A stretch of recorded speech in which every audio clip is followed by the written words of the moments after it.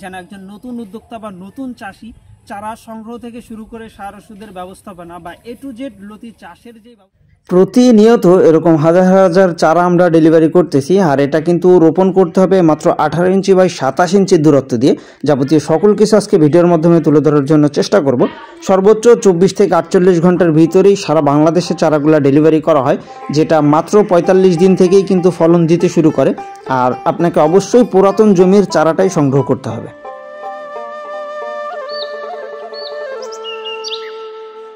বাইরে থেকে যে বা যারা আমাদের আজকের ভিডিওটি দেখছেন সকলকে জানাই আন্তরিক শুভেচ্ছা ও অভিনন্দন।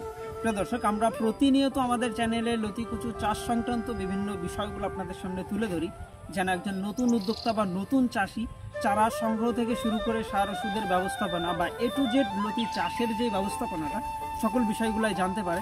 আর সেরকমই মূল্যবান একটা ভিডিও নিয়ে আজকে আপনাদের সামনে, যেহেতু এই প্রখর রোদ্দুরের ভিতরে আমাদের বেশ কিছু চারা আজকে ডেলিভারি হচ্ছে, আমরা কেমন চারাগুলো ডেলিভারি করতেছি আর সবথেকে বেটার ফলনের জন্য চারার কোন কোন বৈশিষ্ট্যগুলো দেখে আপনাকে চারা সংগ্রহ করতে হবে, যাবতীয় সকল কিছু আজকের ভিডিওর মাধ্যমে তুলে ধরার জন্য চেষ্টা করব।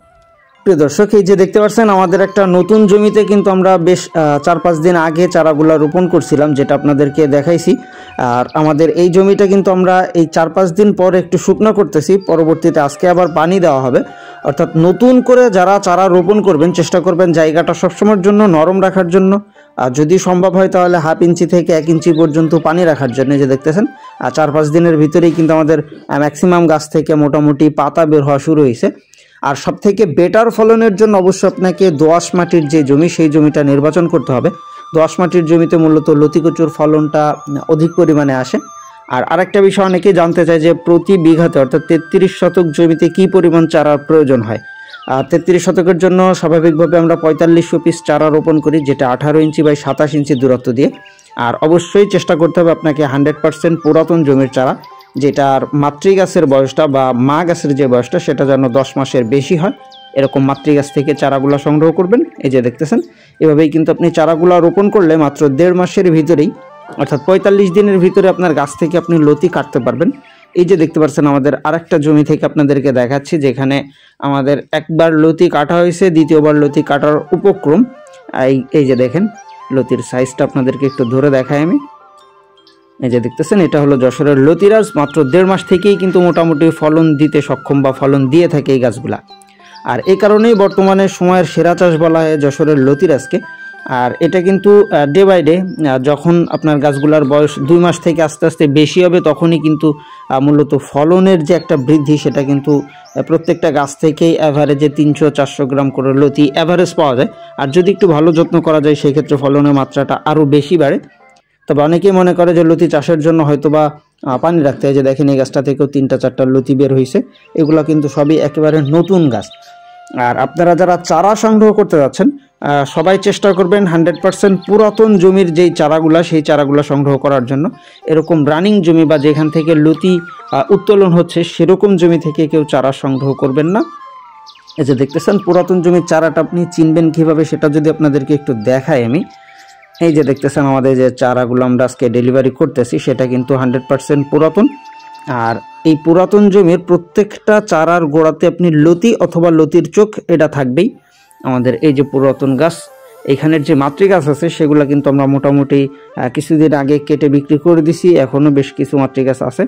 এই যে দেখতেছেন আমাদের চারাগুলো জমি থেকে কেটে এটা বাইরে আনা হচ্ছে। পরবর্তীতে এটার পাতা বা যে অবশিষ্ট অংশগুলা সেইগুলা কেটে আমরা চারাগুলা ডেলিভারির জন্য মোটামুটিভাবে প্রস্তুত করে দিব। আর এটা সুন্দরবন কুরিয়ারের মাধ্যমে আমরা সারা বাংলাদেশে মোটামুটি পাঠানো যায়। প্রায় 53-54টা জেলাতে আমি চারাগুলা পাঠাইছি। অর্থাৎ আপনারা যারা আছেন একেবারেই নতুন বা নতুনভাবে চাষ করতে যাচ্ছেন তারা চাইলেই কিন্তু এই ধান কাটার পরেই আপনি খুব সহজভাবেই এই লতি কচু চাষটা করতে পারেন। আর এই চাষটা এমনই একটা চাষ মাত্র 1.5 মাস থেকেই ফলন দেওয়া শুরু করে একটানা 10 মাস পর্যন্ত আপনাকে ফলন দিতে সক্ষম। এই যে দেখতেছেন আমাদের অসংখ্য চারা কিন্তু আজকে ডেলিভারি হচ্ছে। আর যেটা সরাসরি আমি মাঠ থেকে আপনাদেরকে দেখাচ্ছি, আমাদের টাঙ্গাইলের এক ভাইজান নিচ্ছে আজকে, তারপরে আরেকজন ভাইও আছে, তাদের উদ্দেশ্যেই মূলত চারাগুলা কাটা। একেবারে রৌদ্রের ভিতরেই কিন্তু আমরা আজকে চারাগুলা কাটতেছি, আর সেই হিসাবে সরাসরি মাঠ থেকে আপনাদেরকে দেখানোর জন্য একটু চেষ্টা করলাম। কারণ আমি সবসময়ের জন্য চেষ্টা করি ন্যাচারাল জিনিসটা আপনাদের সামনে তুলে ধরার জন্য। মিথ্যা আশ্বাস বা মিথ্যা কোনো কিছু দেখিয়ে প্রলোভন, এই জিনিসটা আসলেই খারাপ, একজন নতুন চাষির জন্য একটা স্বপ্নভঙ্গর মতো অবস্থা। যার জন্য অবশ্যই আপনারা চেষ্টা করবেন সরাসরি চাষির সাথে যোগাযোগের মাধ্যমে চাষ সংক্রান্ত সকল তথ্যগুলো জেনে বুঝে তারপরে চাষটা শুরু করবেন। এই যে দেখেন আমাদের চারাগুলা কিন্তু কেটে রেডি করা আছে, আর এখান থেকে আমরা চারাগুলা সব একত্রিত করে তারপরে চারাগুলা ডেলিভারি করব। আর এটা রোপণের উপযুক্ত সময় অনেকে জানতে চায়, তা মূলত নভেম্বর ডিসেম্বর মাস আর ওদিকে জুন জুলাই, এই দুইটা সময় মূলত লতিকচু রোপণ করলে একটু বেশি বেনিফিট পাওয়া যায়। কারণ এই মুহূর্তে চারা রোপণ করলে আপনার রমজানের ভিতরেই কিন্তু মোটামুটি ভালো একটা ফলন চলে আসবে, অর্থাৎ শীতের শেষ নাগাদ বা শীতের মাঝামাঝিতেই ভালো একটা ফলন আপনার প্রত্যেকটা গাছ থেকে দিবে, এবং ওই টাইমটাতে মোটামুটি লতির দামও কিন্তু বাজারে একটু বেশিই থাকে। এই যে দেখতেছেন আমাদের এখানে অসংখ্য চারার মজুদ আছে। সুতরাং যারা একেবারেই নতুন চাষি বা নতুন উদ্যোক্তা বা চাষের জন্য পরিকল্পনা করতেছেন, প্রত্যেকটা ছোটোখাটো বিষয়গুলো জেনে বুঝে আপনি খুব সহজভাবেই কিন্তু এই যশোরের লতিরাজ কচু চারাগুলো আপনি সংগ্রহ করতে পারেন, প্লাস লতিটা আপনি চাষ করতে পারেন। এই যে দেখতেছেন এভাবে আমরা প্রতিনিয়ত চারাগুলা কেটে একেবারে প্রসেস করেই তারপরে চারাগুলা ডেলিভারি করে থাকি। আর চাষ সংক্রান্ত যে কোনো ধরনের তথ্যের জন্য অবশ্যই আমাদের ভিডিও স্ক্রিনে দেওয়া নাম্বার তো আছেই আপনাদের জন্য। প্রিয় দর্শক, এই ছিল মূলত আমাদের আজকের ভিডিওটা। দেখা হবে পরবর্তীতে আবার নতুন কোনো ভিডিওতে, নতুন কোনো চাষের সন্ধানে। সে পর্যন্ত সবাই ভালো থাকবেন, সুস্থ থাকবেন। আল্লাহ হাফেজ।